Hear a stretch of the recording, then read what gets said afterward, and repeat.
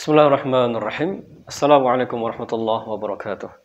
Sobat sekalian, ada beberapa pertanyaan yang telah disampaikan kepada saya. Salah satu di antaranya adalah pertanyaan dari seorang ibu yang dia merasa tertekan dengan perlakuan sang suami.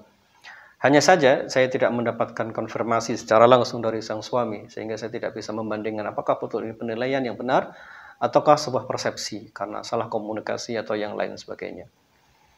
Beliau menceritakan bahwa secara fisik beliau ini tidak diinginkan oleh sang suami. Jadi sang suami ini menginginkan seorang perempuan yang ideal gitu, menawan lah gitu, secara fisik bagus misalnya dan lain sebagainya. Kemudian itu dibarengi dengan sikap yang nampak. Beliau mulai sering membanding-bandingkan sang istri dengan perempuan lain, kemudian beliau sering berkomentar terhadap fisiknya perempuan ini. Lalu apakah perempuan ini diam saja? Beliau tidak diam saja. Beliau berikhtiar melakukan perawatan tubuh, kemudian kesalahan atau apalah gitu ya. Itu yang beliau lakukan untuk mewujudkan apa yang diinginkan oleh sang suami. Tapi memang takdir Allah bahwa kulitnya memang tidak sama dengan kulit perempuan yang diidamkan oleh sang suami. Wajah juga tidak sama seperti yang diinginkan oleh sang suami. Lalu kemudian beliau mulai merasa tidak nyaman dengan semua itu. Mulai uring-uringan, mulai gampang marah kepada anak, temperamen, dan lain sebagainya. Nah, apa yang harus dilakukan dalam kondisi semacam ini? Sahabat sekalian, saya akan menutup mata kepada sang ibu yang bertanya atau kepada suami. Saya ingin hanya mengajak kita semua, untuk memaknai pernikahan itu dengan cara yang lebih agung. Sebagaimana Allah Subhanahu wa taala kemudian menyebutkan dalam surah An-Nisa ayat ke-21 ya. Perhatikan ayat itu. Allah menyebut pernikahan ini sebagai mitsaqan ghalidha, sesuatu yang agung, sesuatu yang berat. Kemudian pada kesempatan yang lainnya Nabi Shallallahu Alaihi Wasallam menyebut bahwa pernikahan itu separuh dari agama. Coba perhatikan dengan seksama dua hal itu. Ini separuh agama, ini sesuatu yang berat, sesuatu yang agung. Apa maknanya? Maknanya adalah bawalah arah berpikir kita, bawalah batin kita, kejarlah sesuatu yang agung dalam pernikahan itu. Posisikan pernikahan itu sesuatu yang agung. Jangan disederhanakan dengan cara berpikir yang tidak pada tempatnya. Tempatkan dia pada posisi agung. Kenapa Pak saya harus memposisikan pernikahan itu sesuatu yang agung? Menikah itu menyebabkan sesuatu yang haram menjadi halal. Maka ini sungguh menakjubkan. Sesuatu yang haram tiba-tiba berubah menjadi halal karena pernikahan itu. Yang kedua, dulu seorang perempuan sebelum kita lamar ya para ayah, perempuan itu diurus seluruhnya oleh walinya.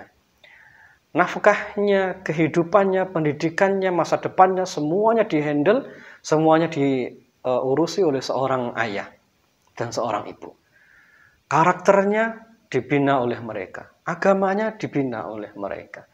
Surga dan nerakanya itu sangat tergantung bagaimana sikap sang anak ini kepada orang tuanya. Tetapi begitu selesai akad nikah, semua itu berpindah. Bahkan hingga surga dan nerakanya perempuan ini berpindah dari orang tua berpindah kepada sang suami. Anda bisa melihat bahwa ini sesuatu yang agung, perpindahan amanah yang begitu luar biasa. Anak ini dulu dilahirkan dengan berdarah-darah oleh ibunya. Dibesarkan dengan keringat oleh sang ayah. Ketika mencari nafkah, ketika sakit kedua orang tuanya tidak tidur semalaman atau bahkan berhari-hari. Anak ini tumbuh dengan tetesan air mata kedua orang tuanya. Doa. Kalau bolehlah orang tua itu bisa hidup selamanya dengan anak. Orang tua itu ingin selalu bersama dengan anaknya sepanjang waktunya. Dia pegang baik-baik anaknya. Dan tidak akan pernah diserahkan kepada siapapun kecuali orang tua yakin bahwa laki-laki itu akan mampu mengambil amanah yang pernah dia emban. Segala hal yang dulu pernah ada dalam genggaman seorang ayah, lalu diserahkan kepada seorang laki-laki. Ini jauh lebih rumit, jauh lebih besar dibandingkan dengan soal wajah, dibandingkan dengan soal kecil yang mungkin muncul dalam pikiran kita. Sahabat sekalian, apakah tidak boleh Pak saya menginginkan laki-laki dan perempuan yang demikian-demikian? Tentu boleh, tentu boleh. Tetapi menjadi masalah kalau kemudian kita mengecilkan makna pernikahan itu. Kenapa kita tidak mencoba untuk bersabar sejenak? Karena Allah kemudian mengingatkan kita dalam surah An-Nisa ayat ke-19. Wa'ashiruhunna bil ma'ruf. Kita ini disuruh untuk tetap berbuat baik kepada seorang perempuan yang mungkin kita tidak suka. Secara fisiknya mungkin ada kekurangan. Secara akalnya mungkin ada kekurangan. Sifatnya mungkin ada sesuatu yang tidak kita sukai. Ketahuilah bahwa kesabaran itu akan membawa sesuatu yang baik. Wa yaj'alallahu fihi khairan katsira.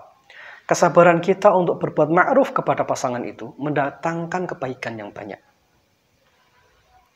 Yang kebaikan itu tidak bisa kita ganti dengan wajah yang menawan tadi.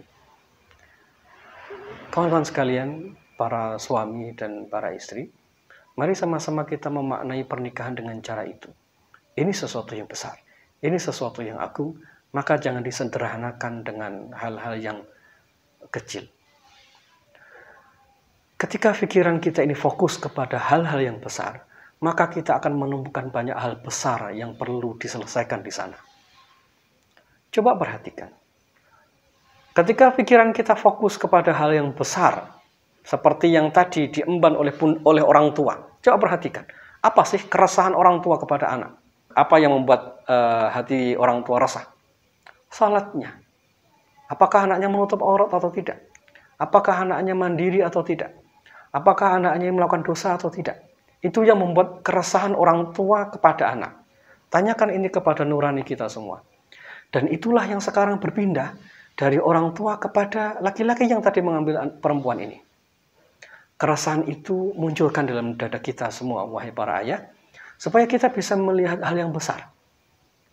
Jika hati kita ini selalu resah dengan hal-hal yang besar, selalu fokus dengan hal-hal yang besar, maka hal-hal kecil itu tidak akan mampu menggoyahkan diri kita.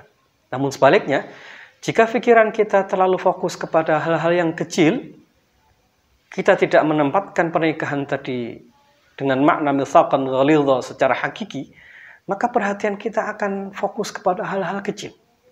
Coba perhatikan, apa yang akan terjadi jika mata, hati, pikiran kita setiap hari fokus memperhatikan hal-hal kecil.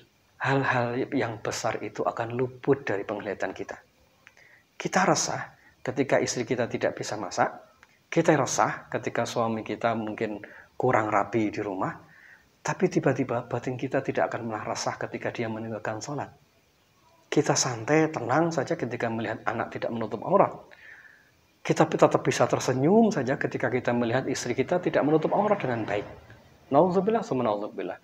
Itulah efek ketika perhatian kita terlalu fokus kepada hal-hal kecil. Perhatikan satu hal, pernikahan itu bukan untuk mempertemukan dua orang yang sempurna. Tetapi pernikahan itu untuk merangkai kebaikan-kebaikan yang sedang berserakan. Maka tunjukkanlah semua kebaikan. Fokuskan perhatian kita pada kebaikan. Berikan kebaikan. Maka di sana kebaikan yang berkumpul dengan kebaikan, disitulah kesempurnaan akan kita dapatkan. Pada akhirnya nanti, kawan-kawan sekalian, hal-hal yang besar itulah yang akan menemani hidup kita hingga akhir hayat kita. Bukan hal-hal kecil yang hari ini kita permasalahkan. Wallahu a'lam bishawab.